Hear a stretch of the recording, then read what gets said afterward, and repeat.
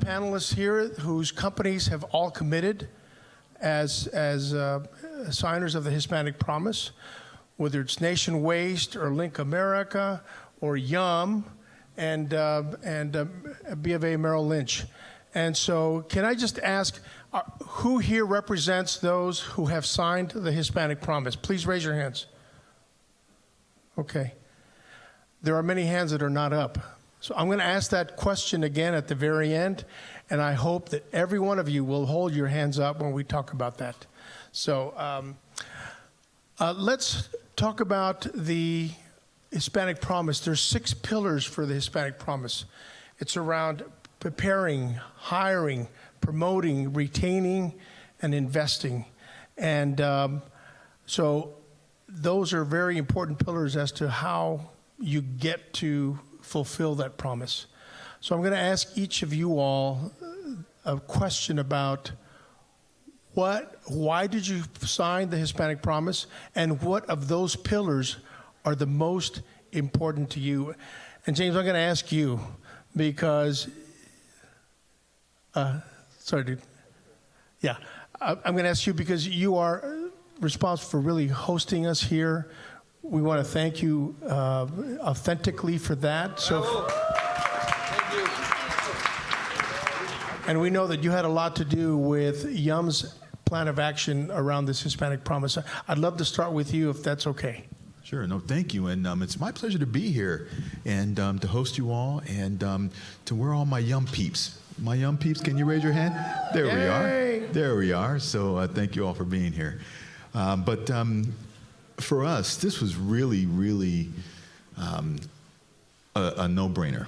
A no-brainer in the context of, given the premise of the organization, what it meant, and where we were trying to go.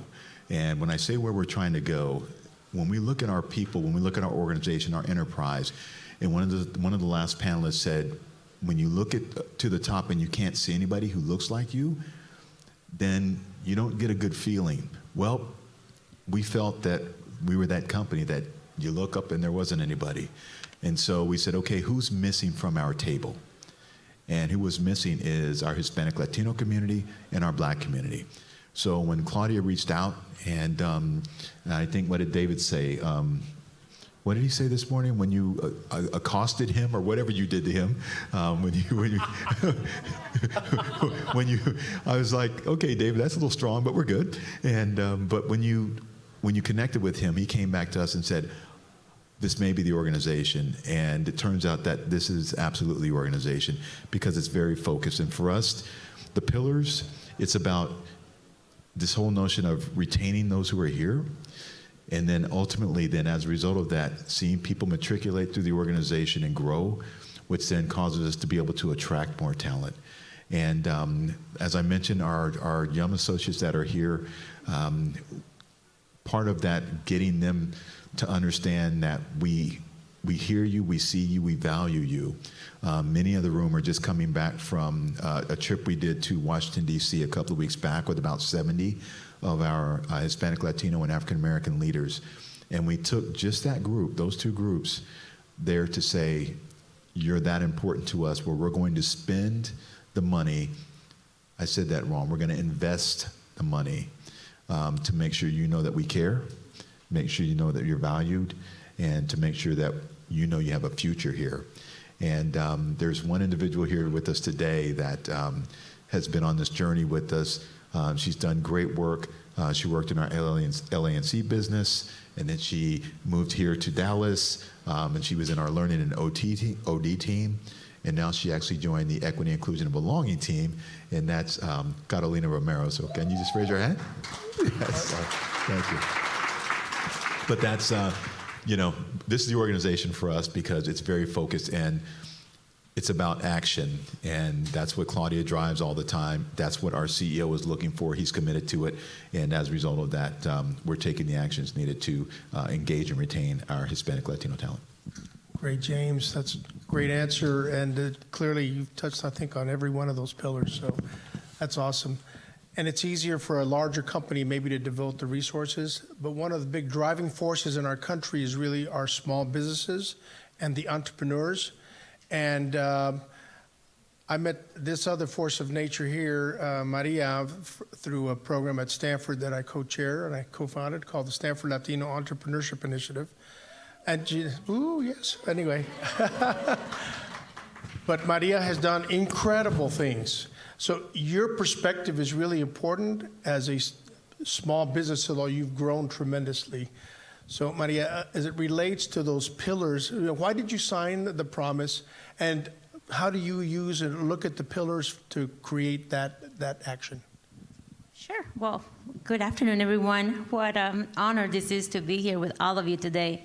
And I'm so proud and honored just to be sitting in between this powerhouse with this men. So thank you, and thank you for having me, Claudia. The question is, when I was asked about signing the, why not? All the pillars applies to me. I mean, I'm already practicing all those pillars, so I can follow, and I can, not only that I can put that in practice, but also have others follow me. Because we're Latinos, we are I would say the force of power. Like for instance, we train, we buy, everything that the pillars have has been not only another source of, how would I say, power for us Latinos, because I'm the first woman in the waste management industry in the United States history, fully certified.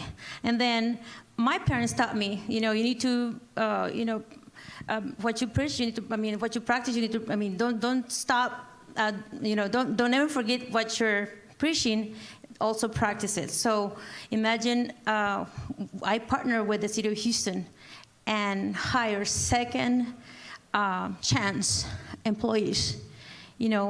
So it's not only just giving that example, but it's also putting everything in practice, because if we don't do it now, who's going to do it?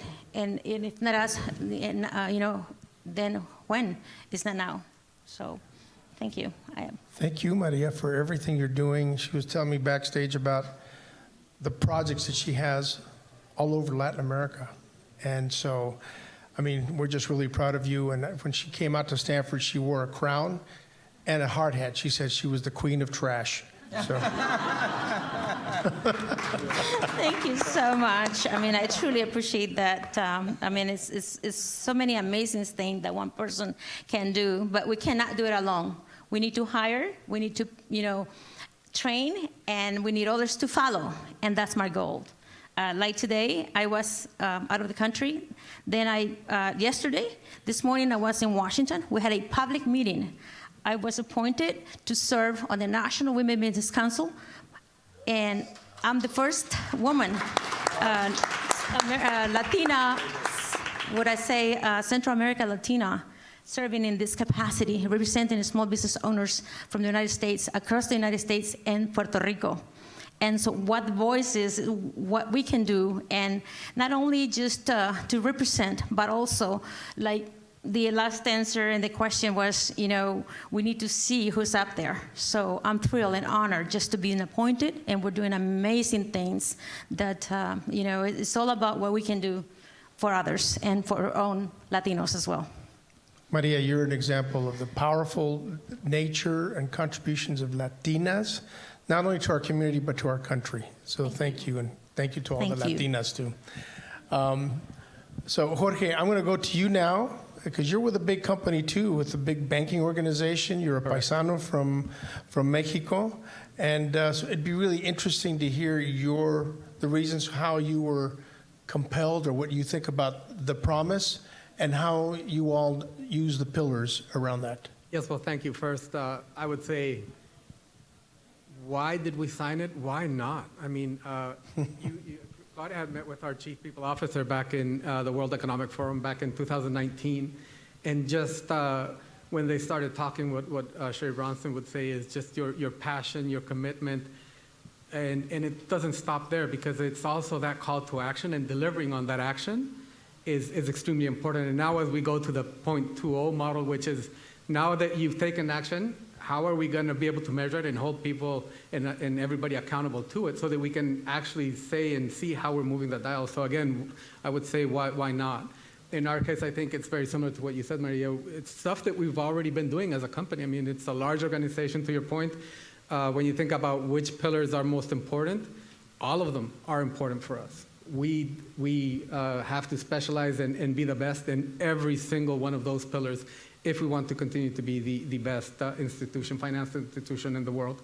And so I'm in human resources, so I'll stick to the people side of the business, which is the one that I know best. But when you think about training, developing, hiring, I mean, we had a 10,000 hire goal from low to moderate income neighborhoods. We beat that goal, and now we have another additional 10,000 hire goal for 2025. And so that's how we make sure that we're delivering on our clients, we're delivering on our communities, enhancing our communities, but also providing better opportunities for our folks. I mean, thinking about retaining and developing, we have different leadership programs where we're making sure that the base of where we're having that diverse pool is wide. And think about 2015 all the way to now, campus recruiting programs. Hispanic representation has grown by 150%. Think about entry-level managers to mid-level managers from 2019 to now. We've grown Hispanic representation by 36%. And think about executives, so bands 1 through 3. We've grown it by 50%. And so it's those daily actions that have driven us to be able to live the promise, sign the promise, and deliver on the promise as well. Thank you, Jorge. And we're also really proud of an executive that is with your company that has been a tremendous role model for all of us nationally and here in Dallas, Rios, who's also the chair of the board of U.S. Hispanic Chamber. She's a big executive here with you also. Actually, she's with J.P. Morgan Chase, sorry. But all my money is managed through Merrill Lynch, just so that you... Thank you. So... next to my good friend Andres Ruzo, who is a serial entrepreneur, has built many companies up, and has been very active with the Latino community here. And you're going to bring a very different perspective too. So Andres, so why the promise and why the pillars? Well, first I want to really congratulate everybody that is here. We are the change that we want to see in America. And Claudia, my heart felt for the work that you and your team are doing. Wonderful job. We signed the promise 3 or 2.5 years ago, and we do all of them, but for us, it's been the preparation of our leaders. And thinking about preparing our leaders, we have been trying to impact from pre-K to PhD. And it's been an interesting road because I've been 30 years plus in business. I've been a serial entrepreneur. I started big in real estate, then I moved into technology for 30 years, and then I moved into education.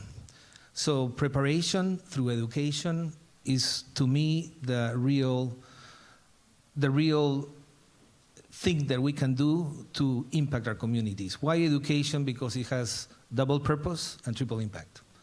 And doing so, we have been able to commit. We bought a middle school. I didn't know nothing about education, but we thought that how can we change our future, right? And we have to change our kids. So we started with an elementary, 90 people, 90 kids. Now we have about 320. And then a month ago, we got into a university 3 years ago, but I had a small stake at it in Costa Rica, in San Jose, Universidad Creativa. And we just finalized the acquisition of 100% of the university. And why, right? I think to myself, why? We talked about legacy, and they said legacy is not what you leave, is what you teach. Really, where we can make more impact is teaching our workforce of the future, right? And how do we do that? Honestly, to me, is through finding the demand. And the demand in this country is fantastic because this is the #1 economy of the world. and then figuring out in the digital economy, in the orange economy, how we can bring the supply into that demand and teach our people what they need, the skill sets, las habilidades, right? Because we have a lot of kids that have gone through, not the technical school, but engineering and architecture and business that don't have a job. And when we started thinking about the promise, I said, we really have to engage in impacting education. So we invested on education. And now that we're trying to meet demand with supply, especially on software stuff that is like BIM, building information modeling, right, or AutoCAD version 3, where you can train and certify kids in 30, 60, 90, 180 days, that's preparing the workforce of the future, right? Why? Because now you invest on education for 6 months, and in 6 months, I can guarantee you a job. And that's the kind of disruption that I think started with the promise, because I promised to stay and utilize my God-given talents and gifts to try to change my world. And as I change my world, and each of us change our world, we don't have to go to Africa to change other people's world. We can change the people we touch. So education for me is the cornerstone of changing the future of our continent. Thank you, Andres. Yeah, that's very important. And that reminds me that the promise is not necessarily sort of a 1-year deal or a 2-year deal. It's a journey. And there's continual work around achieving that promise. And so to that end, when I think about in my world as a recruiter, I mean, constantly just trying to make the change, but the change may be more difficult, but making people aware of that promise. And the goal is half the game. If we're aware of it, then we're going to subconsciously think about changing it. So I want to ask you all, so I'll start with you, Maria, and then we'll work back that way. Of the issues of hiring people today, retaining them, promoting them, developing them, how much of an issue is it today? And because I'm going to then get back to his earlier point about preparing, because that's really important. But in terms of just the current need for talent today, how do you achieve it? What do you do that's going to be different that also achieves the promise? Absolutely. Well, that's a very good question. You say today, right? Early on, when I started the business, our goal was to anybody that we hire brought it into our culture. So culture, of course, our culture is family in our company. So we incorporated these employees as family. So we grew up with that family, but then again, not only that, we train them from different fields, and in reality, that taught me a lesson, because many times they had something on their resume, but they were not good at that. They were good at something else that I had going on with the company. And so with that, with the training and the chances that we give, the opportunities that we give to these employees, that helps so much to retain them, because they have choices. They can be good at one thing, but not on the other, and so on. And then we continue with the same mechanism to retain them, but we have different fields. So that's, of course, I started with one division, which is the waste removal services, the logistic part, the driving part, the business administration. But then I added the porta potties, then I added recycling, then I added waste to energy. So I needed engineers, I needed all other expertise in the field, in the business. And so nowadays, no matter how much our culture is, it's all about who's paying more. And you're no longer my family. So it's been a very, not an easy task, but we've been able to sustain and, of course, stay competitive. In fact, adding more than what we were adding to them, so we can retain this family, because this family is ready to leave us, and especially drivers.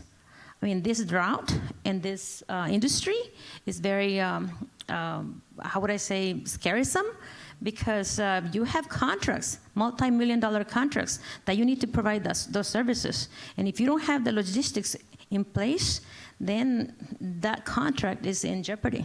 So, Thank you, Maria. With this journey, you've just said that culture is going to be critically important, and that's going to be the guidepost for things that happen in your company. And so I suspect, James, the same is true for Yum.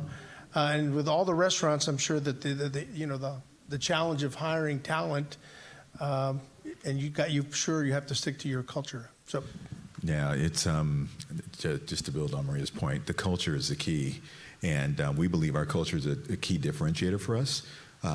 Whether someone stays or goes is many times because of the culture. In fact, in a lot of cases, we actually lose more people because they lack our culture than we ever do because of their technical skills.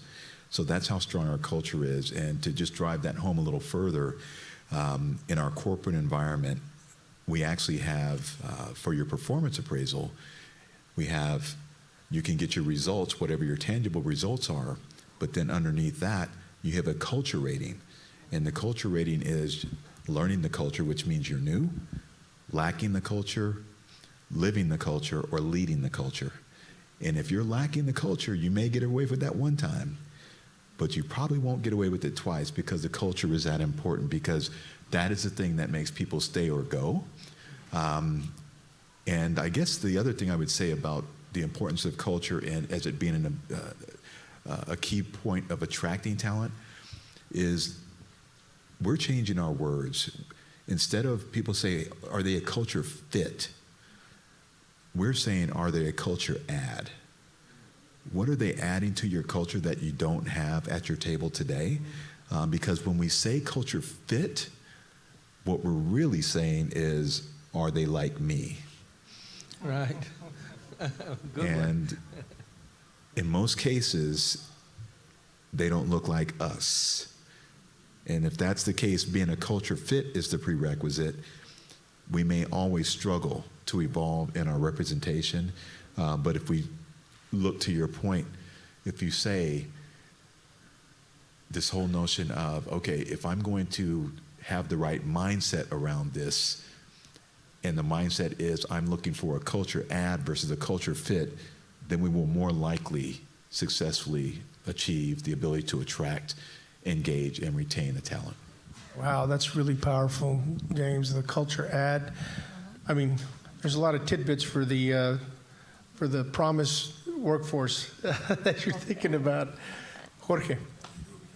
So in our case, our CEO typically talks about delivering through responsible growth. And you cannot achieve responsible growth if you don't add that diversity and inclusion strategy from a hiring perspective.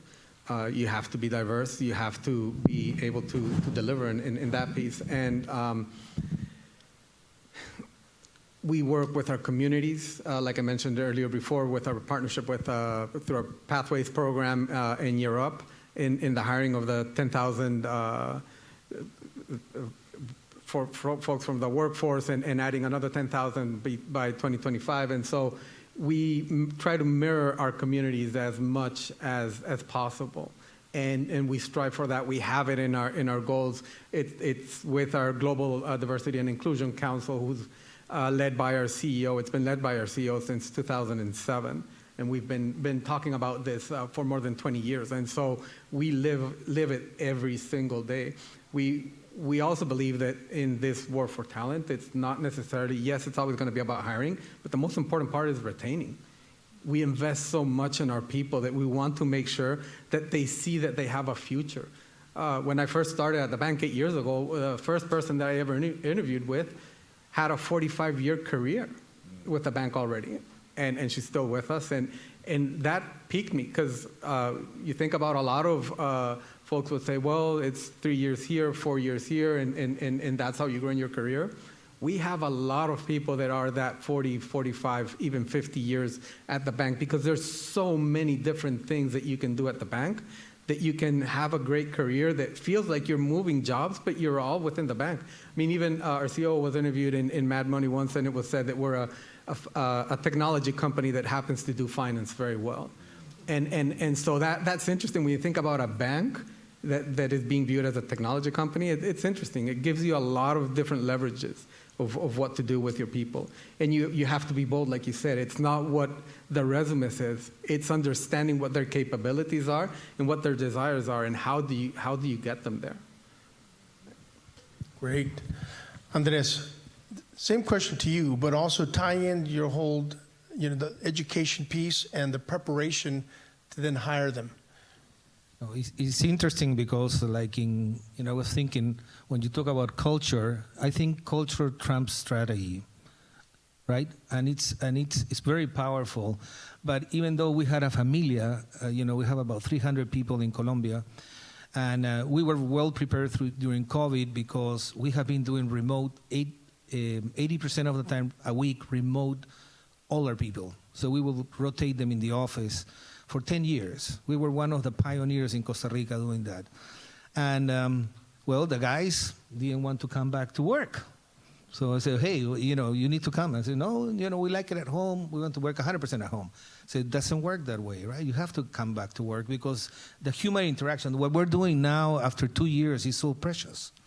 I mean, look, meeting people, talking to people, getting the feel, is really important.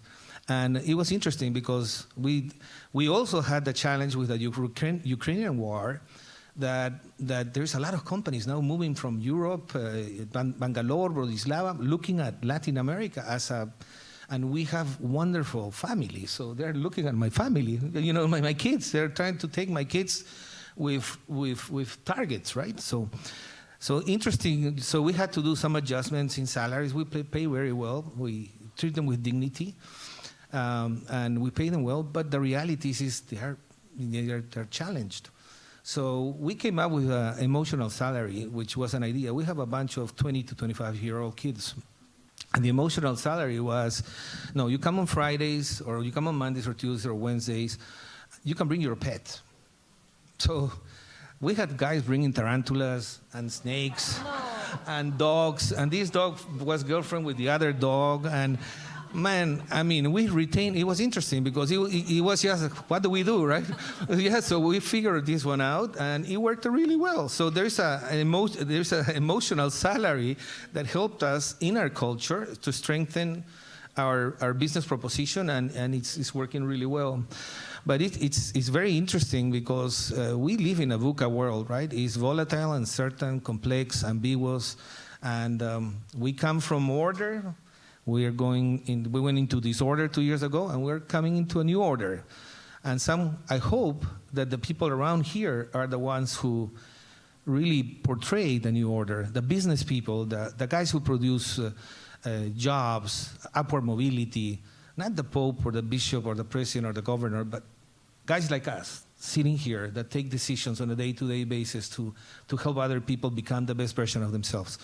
So to me, tying education to that piece has been critical, and to me, to really invest on a platform that is a 20-year university, very accredited because it's a design university, and it's interesting because they were talking about, well, we're just a design university, we're a boutique university, a boutique private university, only 1,800 people.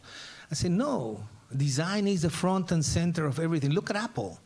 Apple is so successful because of design. Everything that we do, we have to really design and plan and think and do all the work that you need to do to really understand what you're doing as a work. So changing their mind, preparing the workforce of the future is critical. And me as an entrepreneur, the legacy that we talked about, to me is huge. For example, and I want to say brag, but I say humbly, I talk about PhDs. So, Mariano Nieto, stand up, please. Mariano is our COO from Spain.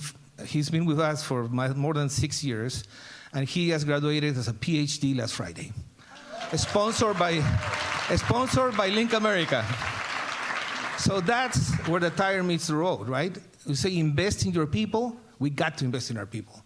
And if we want to be that change we want to see in our nation, we need leaders like Carla, like Claudia, to articulate a vision, which she has effectively done, and we need to support that vision and act, because it's about impact, guys. It's not about, yes, it sounds really nice and bravo, Claudia. We have to make an impact for our kids, for my grandkids, for your grandkids. Well, I don't know if you guys have grandkids, but I have 6. So that's my story. No, thank you very much. Thank you for bringing that around too. You know, what this tells me is that each of you have a certain idea of how important, how you're going to achieve your own Hispanic promise, but you're also part of this bigger community of others trying to do the same thing. So what, and I'm going to start with you, Jorge. I mean, so what, you know, what would you tell those that maybe haven't raised their hands here as to why they should, you know, why should they be signing the Hispanic Promise? Again, I'll take it back to when we started having the conversation. I said, why not?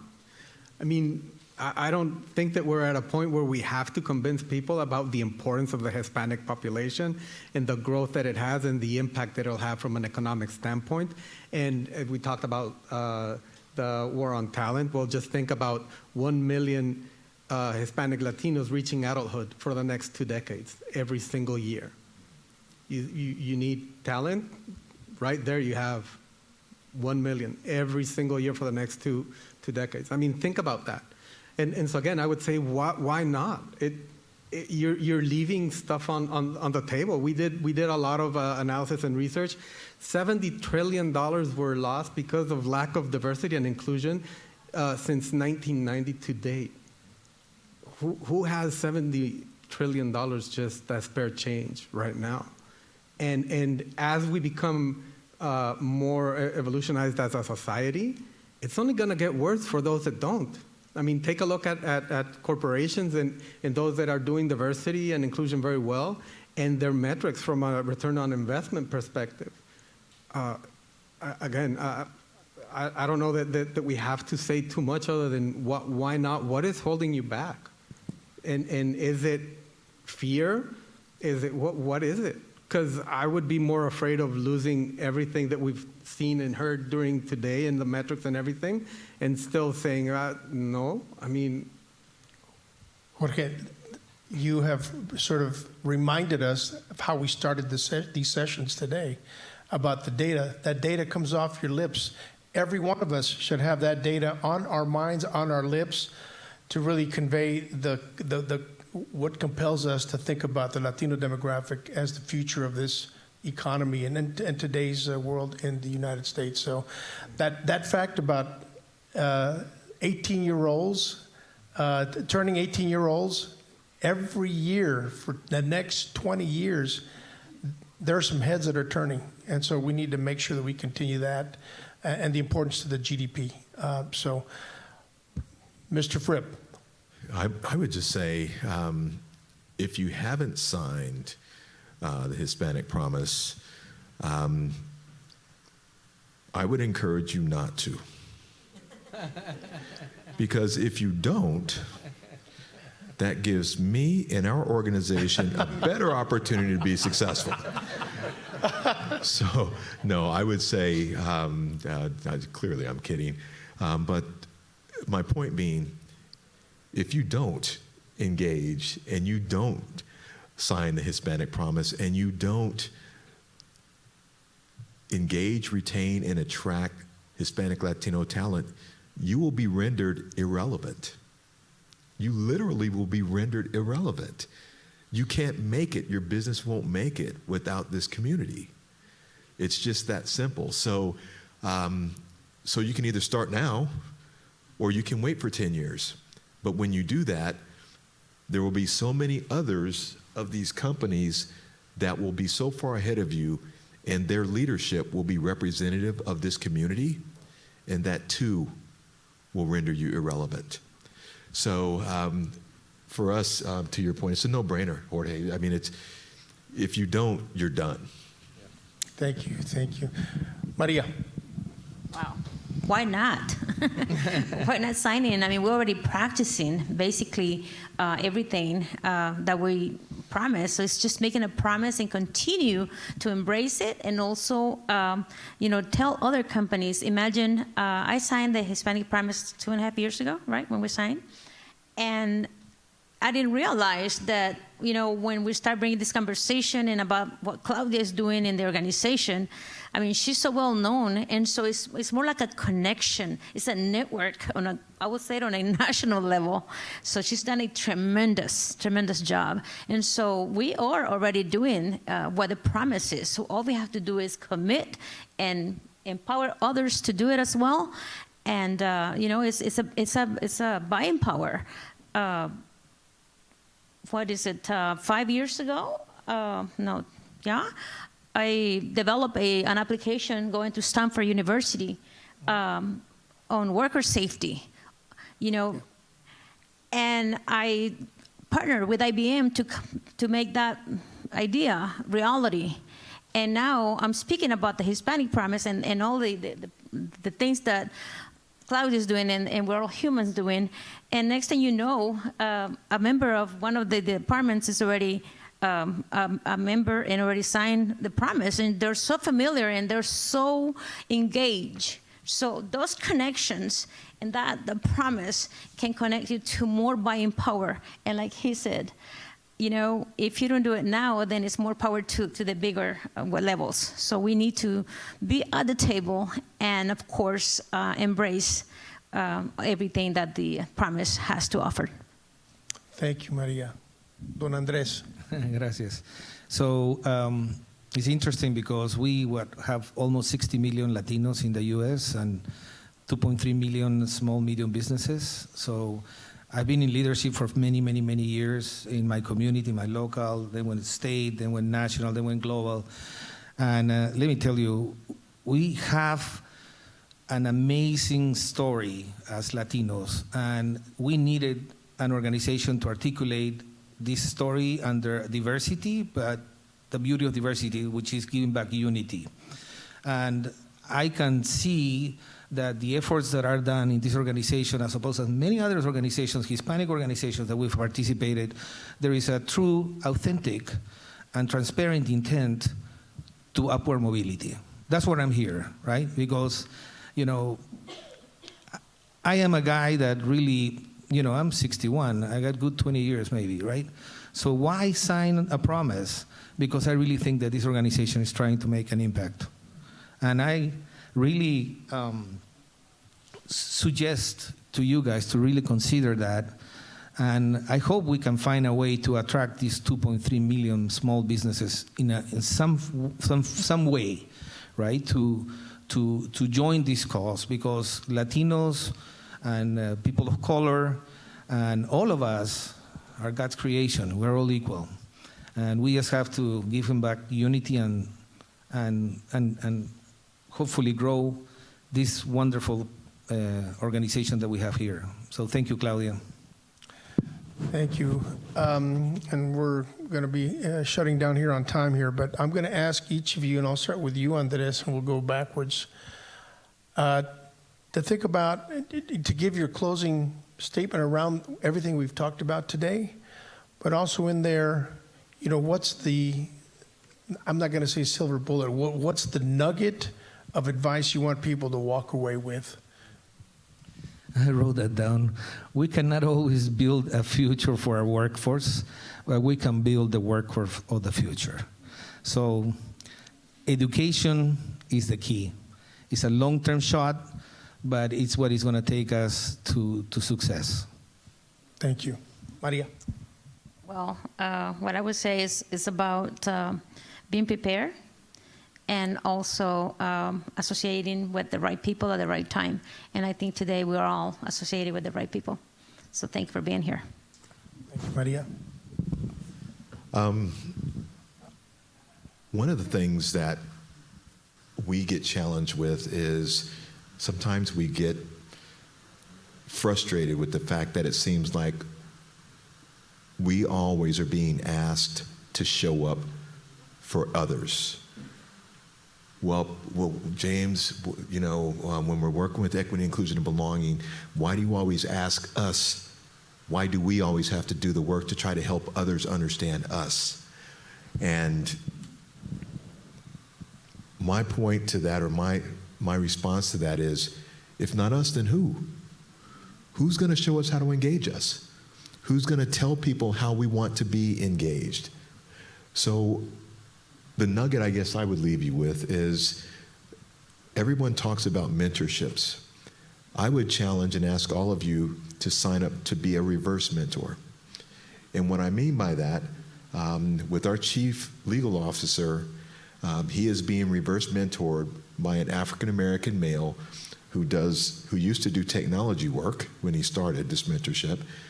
But the role of the leader, that chief legal officer, his job is to do nothing but learn about that individual that he's engaged with. Where is he from? What's his family background? What does that chief legal officer need to know about that African-American male's experience working in our organization? Two things happen. Number one, we remove the chief legal officer or any other majority leaders who don't understand us and how to engage us and how to coach, teach, train, and develop us. It has them not have to put their hand up to say that they don't know. We already know that they don't know. So don't make them put their hand up. Right? This is chess, not checkers. Right? Don't make them put their hand up. Put them in a situation where they can learn about what they need to know about us so they can not only mentor us, but they can sponsor us for the roles. So when you sign up to be the reverse mentor, what you're saying is, I don't need anything from you, senior leader. What I need you to do is just get to know me as a person. What has happened is we start to build authentic relationships that lead to trust. And when we do that, many times, and in this case specifically, the authentic relationship that led to trust has now led to sponsorship. And so that young man is no longer in technology. He's in talent acquisition for equity, inclusion, and belonging as a result of the support of myself and the chief legal officer.